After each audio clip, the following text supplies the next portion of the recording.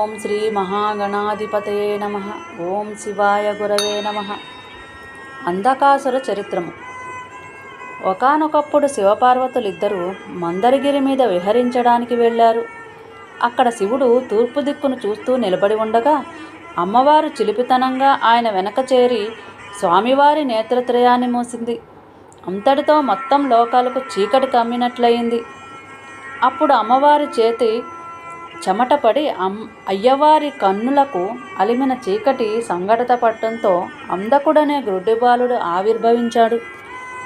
శివుడు ఆ బిడ్డని పార్వతికి అప్పగించుతూ, నీ అతి కొంటితనం వల్ల పుట్టాడు, వీడి పెంపకం బాధ్యత మనదే సుమా, జాగ్రత్త అని చెప్పాడు. పార్వతి ఆ అంధకుణ్ణి చెలికత్తెలకిచ్చి జాగ్రత్తలు చెప్పింది. వారు కూడా ఆ అంధకుణ్ణి జాగ్రత్తగానే పెంచుతున్నారు. ఇలా ఉండగా హిరణ్యాక్ష, హిరణ్యకశిపులని ఇద్దరు రాక్షస సోదరులున్నారు. వారిలో హిరణ్యాక్షుడికి పిల్లలు లేని కారణంగా శివుడికై తప్పించాడు. ప్రత్యక్షమయ్యాడు శివుడు. కొడుకును ప్రసాదించమని కోరాడు హిరణ్యాక్షుడు. అంధకుణ్ణి అతనికిచ్చేశాడు శివుడు. హిరణ్యాక్షుడు ఆ బిడ్డతో తన రాజధాని చేరాడు. అనంతరం భూతల పాతాళాది లోకాలన్నీ వశపరుచుకున్నాడు. భూమిని చాపగా చుట్టి సముద్రంలో ముంచబోయాడు. అమరులు, మహర్షులు అందరూ గగ్గోలు పడిపోయారు. అప్పుడే విష్ణువు వరాహ రూపం ధరించి ఆ హిరణ్యాక్షుణ్ణి చంపేశాడు.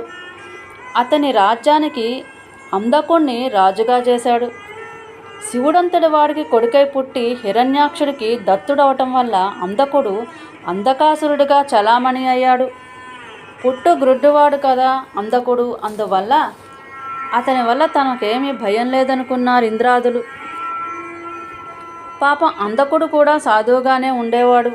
కానీ ఒకనాడు ప్రహ్లాదాది జ్ఞానులంతా కలిసి అతనిపై దాడి జరిపారు. ఓయి అంధకాసురా, నువ్వు గ్రుడ్డివాడు గనుక రాజుగా పనికిరావు. పైపచ్చు నువ్వు హిరణ్యాక్షుడికి సొంత కొడుకు కాదు, అందుచేత కూడా నీకు రాజ్యార్హత లేదు అని చెప్పి అతన్ని పదవీ భ్రష్టుని చేసి రాజ్యం తామే ఆక్రమించుకున్నారు. పుట్టు గ్రుడ్డి అయిన అంధకుడు అరణ్యాల పాలయ్యాడు. బ్రహ్మ గురించి ఘోరమైన తపస్సు చేశాడు. బ్రహ్మ ప్రత్యక్షమయ్యాడు. అంధకుడికి చూపును, బలపరాక్రమాలను అనుగ్రహించాడు. అతని కోరిక మీదట కోరరాని కోరిక కోరే వరకు ప్రాణభీతి లేని వరాన్ని కూడా ప్రసాదించాడు. ఆ వరబలంతో అంధకుడు మళ్ళా తన రాజ్యం చేరుకున్నాడు. తన పిత్రార్జితాన్ని గెలుచుకున్నాడు. దేవతలందరినీ గెలిచాడు. అడ్డు ఆపు లేకుండా పరిపాలించాడు. 10,000 సంవత్సరాల పాటు ఒళ్ళుపై తెలియకుండా ప్రపంచంలో ఉన్న అందగత్తలందరితోటి కామోపభోగాలను అనుభవించాడు. ఒకనాడు మందర పర్వతం చేరి అక్కడ విలాస మందిరాలు నిర్మించుకొని ఇచ్ఛాభోగాలను అనుభవిస్తుండగా అతని మంత్రులు పరుగు పరుగున వచ్చి, ప్రభో, ఆ కొండ మీద ఓ సన్యాసి ఉన్నాడు, అతని భార్య చాలా అందంగా ఉంది, మగాడన్న తర్వాత ఆ పిల్లను పొంది తీరాలి అన్నారు. అంధకుడు వెంటనే ఆ మునికి రాయబారం పంపాడు. ఆ పిల్లను తనకు అప్పగించి మునిని ఎటైనా పొమ్మన్నాడు. దూతలు వెళ్ళి చెప్పారు. ఆ ముని వాళ్ళ మాటలు వినిపించుకోలేదు. నన్ను రుద్రుడంటారు, నా భార్యను రుద్రాణి అంటారు. ఈ కలిగినదంతా నాది, నా భార్యదేను. అలాగని అట్టే సంబంధ బాంధవ్యాలు పెట్టుకునేవాణ్ణి కాను నేను. శక్తిహీనుడనై యజమానిని కాలేను. అది దృష్టిలో పెట్టుకుని నాకున్న వాటిల్లో మీకు కావలసిన దాన్ని పొందవచ్చు అన్నాడు. ఆ మాటలే దూతలు రాజుకు చెప్పారు. మధుపానమత్తుడై ఉన్న అంధకుడు అఖండ బలంతో వెళ్ళాడు రుద్రుడున్న గుహ దగ్గరికి. ఈ వార్త తెలిసి ప్రహ్లాద, విరోచన, బలి, బాణ, శంబర, వృత్తాది రాక్షసులు అతనికి తోడయ్యారు. ఈ యుద్ధఘోషలు, తప్పెట్లు, తాళాలు శివధ్యానానికి అంతరాయం కలిగించాయి. ఆయన ప్రత్యక్షంగా తలపడ్డాడు రాక్షసులతోటి. శివుని రంగప్రవేశంతో హరిహర బ్రహ్మాదులందరూ ఆయన అనుసరించారు. యుద్ధం తీవ్రమైంది. యుద్ధంలో మరణించిన రాక్షసులను శుక్రాచార్యుడు పునర్జీవింపచేసాగాడు.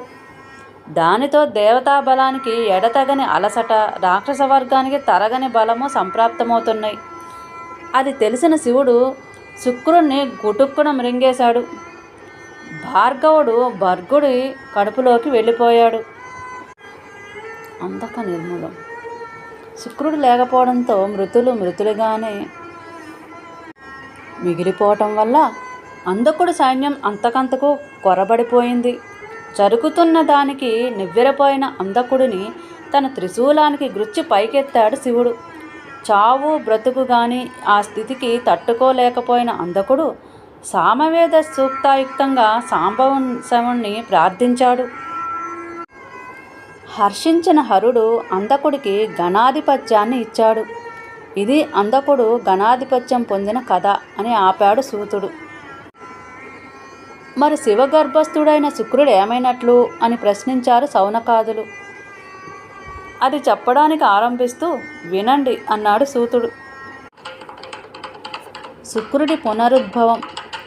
శివుని ఉదరంలో చేరిన భార్గవుడు తన పరిస్థితికి ఎంతగానో చింతించాడు. ఎంతైనా తెలివైనవాడు కావటం వల్ల ఆ శివుణ్ణే ప్రార్థించసాగాడు. శివుడి యొక్క 108 నామాలను మూర్తులను అదే పనిగా జపించాడు.